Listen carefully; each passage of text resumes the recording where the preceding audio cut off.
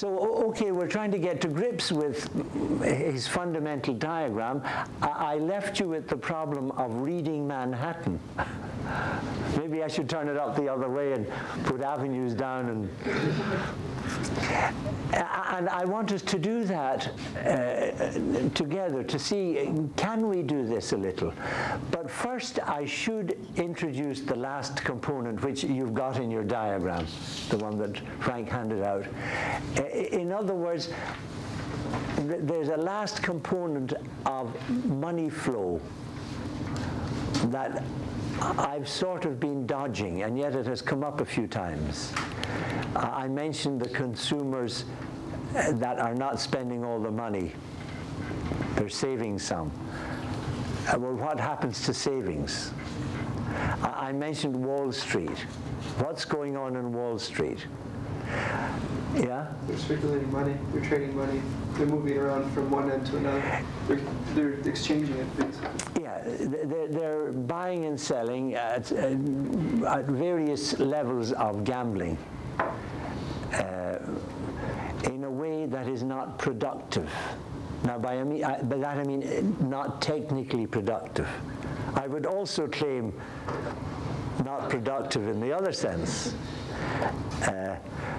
And Keynes was quite aware of this. I think it was in his 36 book that he talked about this casino, that we shouldn't be driven by the casino, the pessimism and optimism of the stock market. But my problem, or our problem now, is if we're reading Manhattan properly, we will find that this doesn't give us all the buying and selling. Now, what is missing is very conveniently called by Lonergan a redistributive function. So we've identified 4 functions here, and they're related. Frank was asking about how many functions, or many terms, or many variables we've defined. We have an interlocking set of variables. I'm not going to go into the metaphysics of this because it's very complex and very suggestive, in that we're talking about secondary determinations of primary relations and so on. But we have talked of 4 functions. The first function of money, the primitive function, is to be able to buy bread and cheese and potatoes, etc. And that's a demand function, or a consumption function. Now, we identified, I'm not going to change these letters, it would confuse you. This is consumption 1, basic demand. We identified another demand function, okay? And think of function, say, in the biological sense, and it's related to purpose. I won't get into the twists and turns of that. I recall Mary Hesse's work on that in the late 60s. The problem of, keeping finality out of botany. Can you talk about function without talking about purpose? Do birds have wings in order to fly, or do birds fly because they have wings? And of course, the correct view is birds fly because they have wings. But if you take in the divine context, then birds have wings in order to fly. But the order is in the divine mind. Is that elementary enough? If it's too difficult, check out with Joe here on the divine mind.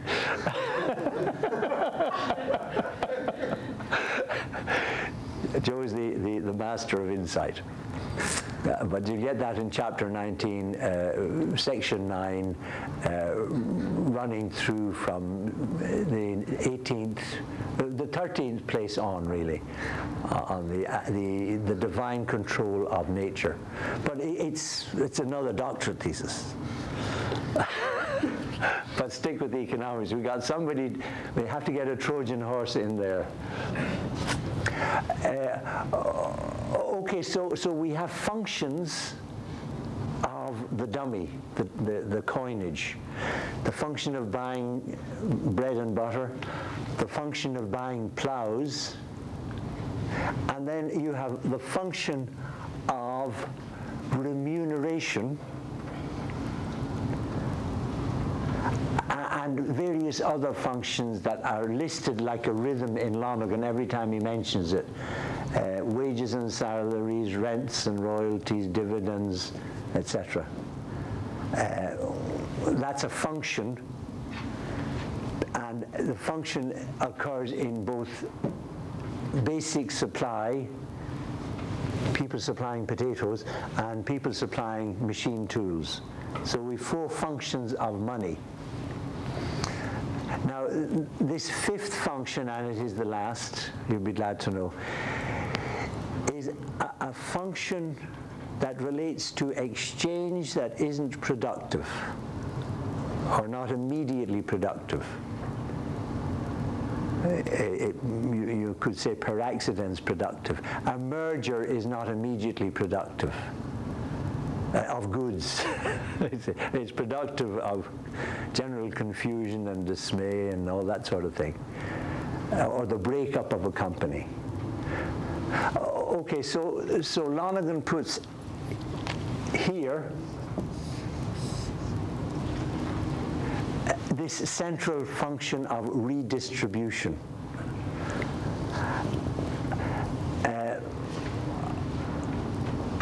Okay, now, so you have payments in the economy that do something. You buy milk, and you've bought the milk out of the economy. You're going to use the milk. Now, there are payments in the economy that I have slid over because they can be very confusing. And these are the transition payments. If you follow the milk from the cow to the carton, you'll find that there's a sequence of payments. That the first payment for the liter of milk was 25 cents. And then it goes through purification and so on. And I suggest in my little book that it's very useful to draw out some sequence of payments and squares and diamonds, etc., to see all the contributions to the final carton of milk. You've got your 2-liter carton of milk. Well, you can track back to the industry of making the carton and the trees and etc. So you have a network of industries. This is all described in chapter 15 of this book. It's the first chapter of circulation analysis. But unless you do the exercises, it doesn't start making any sense. You've got to sort of say, okay, the liter is here, there's print on it, there's a government identification on it, and the milk is inside. So you work back and you see it splits up into different industries, etc.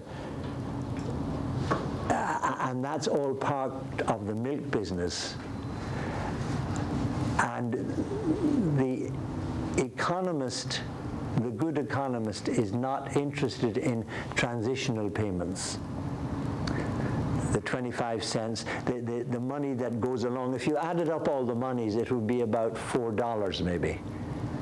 Whereas your liter of milk, I don't know what it costs in the States, is probably close to $2, is it? For 2 liters of milk. Yeah? We're not using liters, we use quarts and gallons. Oh, you use, yeah, that's right, yes, yes. Let's go back. Okay, but so a pint of milk would be probably close to $1, is it? 80 cents. Yeah. A quart's like $1.40, right? Yeah. Okay, and as you get smaller, the price gets bigger. Okay, so you have the initial payments, wages, rents, royalties, etc., and then the final payments take the good out of the productive process. And you have final payments. Is that okay? Final payment is final because the good is taken out of that circuit. Once you pay in the store for the litre, it's yours. If you drop it, or let's say you're in the liquor store, if you drop the bottle before you get to the counter, you're in luck because it's not yours. But if you drop it when you've gone through, well, it's consumed. Okay, so that's a final payment, and you have two types of final payments, and it has the function of moving the good along. Okay? Now, the other types of operations are non-operative. They don't move the good anywhere. So you have on the consumer level the possibility of reselling your house. What sort of an exchange is that? Well, Maggie sells Maisie a house for $100,000. What has that to do with these circuits? Nothing. Where does that payment occur? It occurs in the redistributive zone, the buying and selling of property. Is that fair enough? It's a very important distinction. I got a letter from Jane Jacobs last year about the marvelous fact about Lonergan was that he isolates redistribution, takes it out of the debate about economics. So what you're taking out of economics is the buying and selling of private houses, factories, businesses, including the buying of one business by another, which is a merger, the buying of stocks and shares and bonds, all these busynesses that get such publicity in our newspapers. It's very interesting to read the business section of the newspaper. And if you've begun to work on this, you realize the business section is not about business, it's about redistribution. Now, many of you can sort of notice that. Yeah, it's the bond market. And then you have these pages upon pages of print. Now, many of you read this every day to see how your money is. Yeah. So it's an interesting cultural phenomenon that the textbooks in economics are not dealing with business, and the business sections of the newspapers are not dealing with business. It's almost as if we had, Roman circuses to distract us from the realities of our poor economic performance. Does that make some sense? So the whole Wall Street business is redistributing. It's a change of ownership. Now, I'm not going to go into other facets of the Wall Street scene because there are facets of it that are good with regard to checks and balances and that sort of stuff. I remember one famous dinner, Joe and myself and a man called Ken Redmond. Redmond was running the arbitrage section on Wall Street for Canadian American Exchange. You remember that famous occasion? And Ken was a really astute business economist. I remember talking to him once about how he was doing, and he said, "I really didn't do well last year. I lost $250,000. Well, I didn't worry too much about him, because anyone that can lose $250,000, they're not heading for the poverty zone.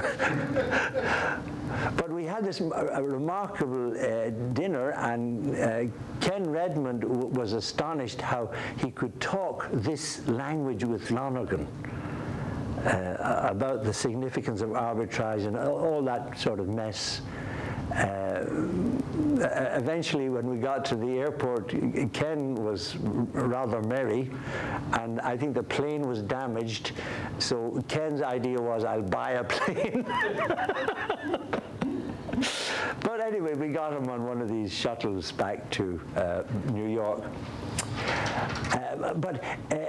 So there is a way in which arbitrage, a lot of that sort of stuff, it's very intelligent and very subtle, and it can keep people on their toes with regard to exchange rates and that sort of stuff.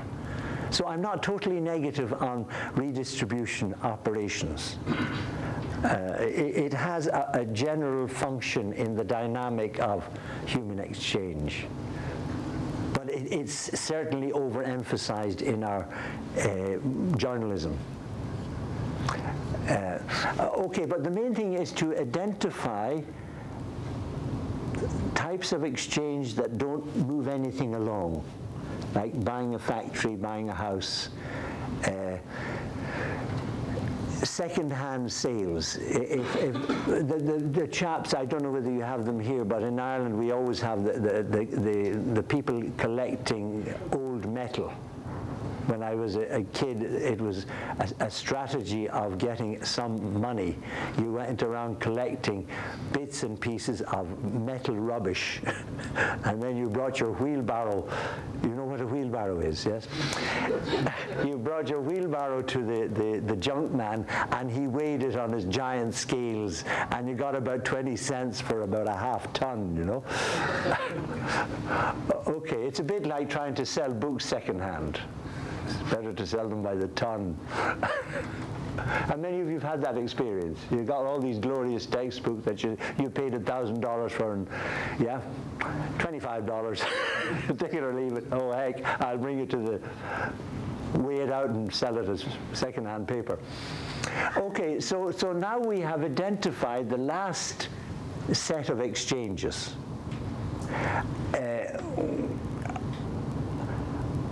I don't think there's any point in going into the subtleties of these exchanges. That just you will notice perhaps that when there is an exchange, say in the stock setup, there's a commission. Sometimes it's a ginormous commission, and that is an operative payment that's in this flow. Okay, so people working in this area get paid for their work. And that's in the rest of the circuitry. Does that make sense? So the people, if you can think of the people in banking, insurance, stock brokering, all these markets, they're not in a place. None of these are places. So that the person getting commission by maneuvering something here is getting an income, and it's a giant income. Okay, now that giant income of that type of person is basic income. It's a salary or a wage, okay? So it would seem then that it has the function of consumption. We know that it hasn't. Lonergan talks about it instantaneously being in the function of basic income. But de facto, the person with the salary of $1 million a year, unless they're philanthropic or massively spendthrift, they can't possibly spend it by the week. What they do with it is they park it in the redistributive function. It's something we're familiar with. It's just Lonergan's notion of being quite clear that you're removing the promise, the money in your salary, from consumption into the redistributive function.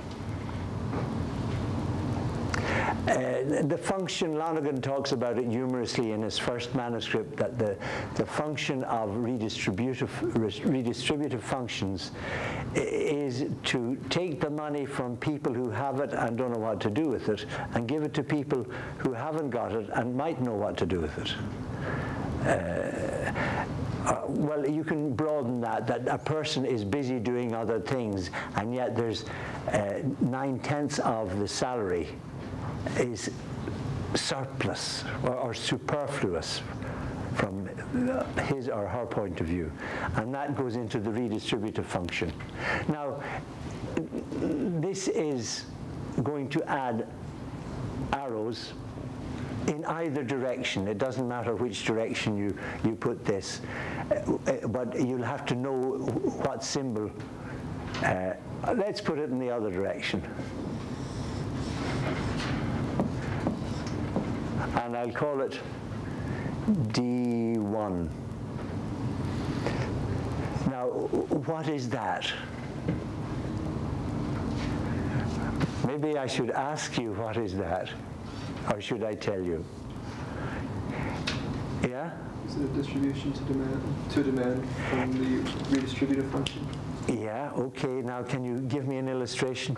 It's like as if I have money invested, say, in a certain market, and I've, say retirement to 401k, and it's time for me to retire. Well, I'm going to go back to the bank and say I'm going to collect now. Yeah, okay. Yeah. Generally, you could call this consumer income from the redistributive function. And let's think of December. There's a heavy pull on that in December. Yeah. Consumer credit. Yeah. And you're out there with your plastic card and you're not estimating at all, and then you go into a shop and they say, it's not working.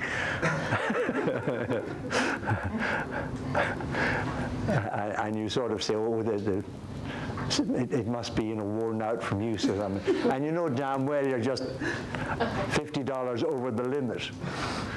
Okay, so that's consumer credit. And you can have consumer credit in both directions. I'm just using convenient letters here. There's nothing sacred about these letters. In other words, you get somebody who has a bright idea about going into business without actually innovating or anything like that, simply by buying stuff. And generally the bankers don't trust that sort of somebody wanders in off the street and says, I have a great idea for a business making urban cottages. And so immediately the banker, the wise banker, is asking, well, okay, what is your business at the moment? Oh, I have no business at all. I'm on Pogie. Or, do you have something equivalent to Pogie in the States? Pogie is the dole in Britain. And what do you get in... Welfare. Welfare? Welfare check. Yeah. Oh, yeah. Welfare would be a different thing in Ireland. Dole is related to a past job. Unemployment, yeah. Oh, that's a nice word for it. Yeah, we call it different things in different cultures. Pogie, anyway, is the Canadian thing. You're living on Pogie. It's in the Maritimes, it's the dominant way of life. If you can fish for 12 weeks in the summer, then you go on Pogie for the rest of the year. I think it's 14 weeks. You have to work 14 weeks to get unemployment right through the winter. Okay, that's one of the needs for taxation. You got to keep these people on Pogie. Okay, anyway, the bank does not really take to the person who rolls in and says, I've been on Pogie so long, I'm bored, I want to start a cottage industry making such and such. Well, try the other bank. Okay. Now, there's another type of transfer. And again, I'll mark it here S2. Oh, I shouldn't mark it S2. Well, what will I mark it? Tell us what it is. Okay, it's credit to somebody in business who wants to expand. You have a producer of machine tools. Like somebody making spades, and he wants to shift to plows, and he gets credit from the bank. So let's. Well, I is so tied up with the word investment. Okay. E is tied up with the word expenditure. Why don't I call it sigma? Is that all right? A Greek letter. It's of no importance. I just don't want to duplicate the. So sigma 2 is credit going to a business that wants to expand. Okay, and then you can see that you have sigma 1 going to a farmer who wants to increase his clear land, or wants wants a large supply of spades.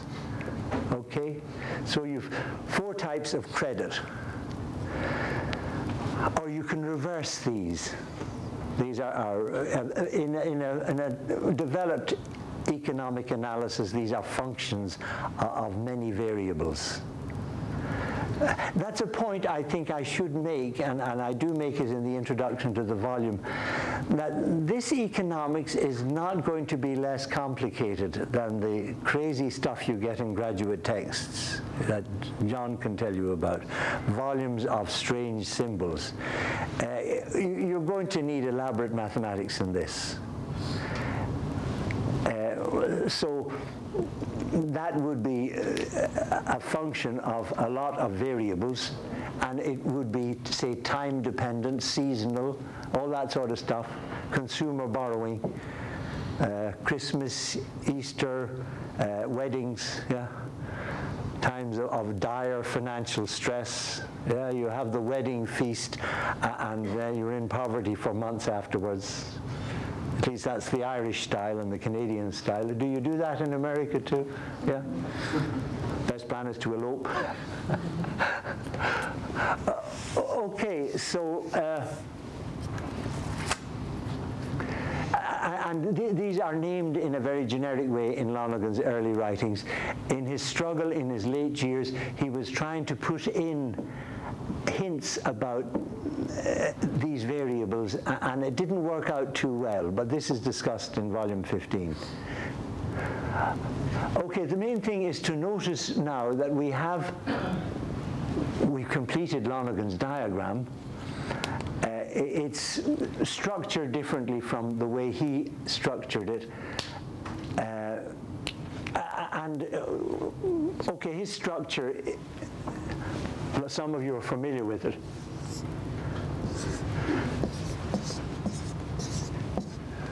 Does it remind you of baseball? Okay, and it's an interesting question to figure out how much the image of a baseball pitch helped him. Yeah? Because he was interested in sports, and there's a funny way in which what Lonergan would call a quasi-operator was there, and he uses the phrase baseball diamond, that this is a very suitable diagram, so that you have the pitcher's box is the redistributive function, and then you have the others around.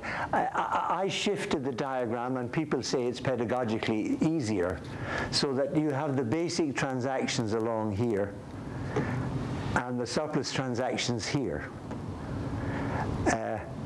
You have to acknowledge that a thinker can fix on a convenient image and maintain the image. And a good thinker will not be stuck with the image.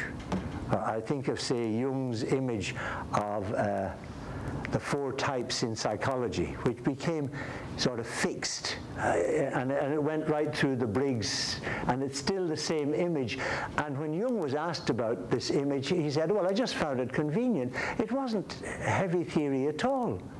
It was just feeling, intuition, sensation, and thinking, which I always remember by FIST, FIST. But this is a satisfactory diagram.